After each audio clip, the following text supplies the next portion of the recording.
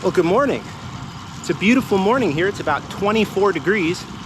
And no, I'm not in Texas. I'm here in Western Colorado visiting my family for a little bit. Brought the bike. And I'm really excited to show you the scenery. It's a very different part of the world than Southeast Texas. And it still gets warm in the afternoons, but there's no humidity, so there's no reason to complain. I've got breath in my lungs. I'm out on the bike. Got about an hour and 45 minutes planned. Let's get it.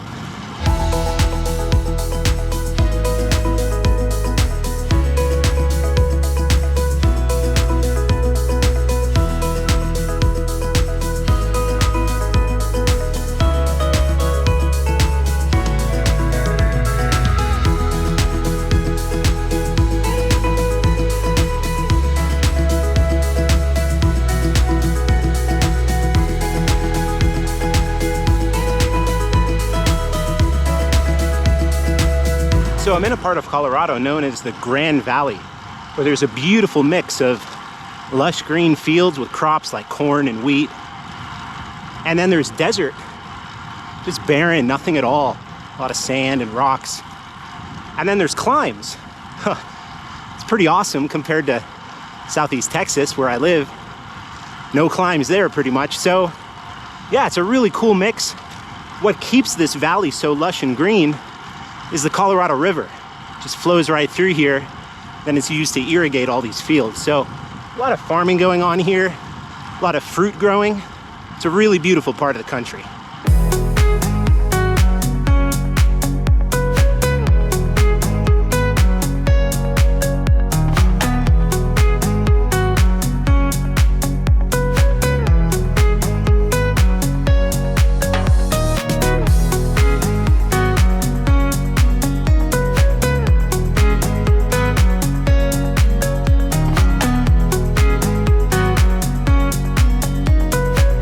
So the biggest climbing feature here is the Colorado National Monument. And I'll probably take you up that before I leave, head back to Texas. The gradients aren't too steep, 6-7%. A few sections a little higher, but it's nice to actually have more than a 30-second climb.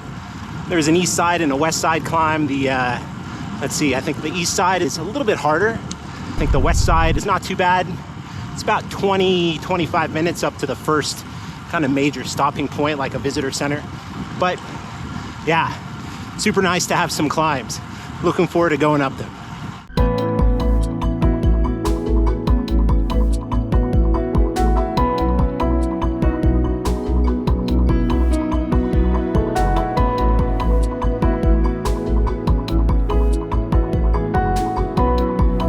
So over the last few weeks, I've been having a lot of conversations with disciples about the idea of simple obedience. And I think it's really easy to read missionary biographies or stories of these heroes of the faith that do crazy things for the gospel. They give their lives, they go overseas, they do ridiculous things, they get thrown in jail. I think it's really easy to read those and get inspired by them, for sure. They're really inspiring for your faith, but I think it's also easy to forget that those people didn't just make a decision one day to be like, all right, I'm just gonna go give everything for Jesus. I'm gonna move overseas. I'm gonna, go to prison, whatever. Didn't happen in a moment.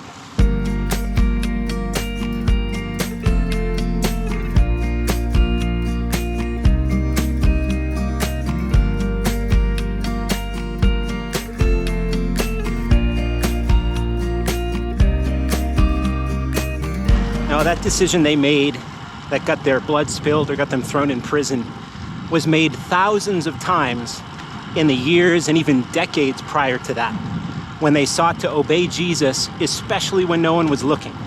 The small little decisions they made in their life led up to being able to make that final decision to say, yeah, he's worth this, he's worth my own life, he's worth everything. And it begins for us as disciples in the small little ways that we choose to obey Jesus, especially when no one's looking.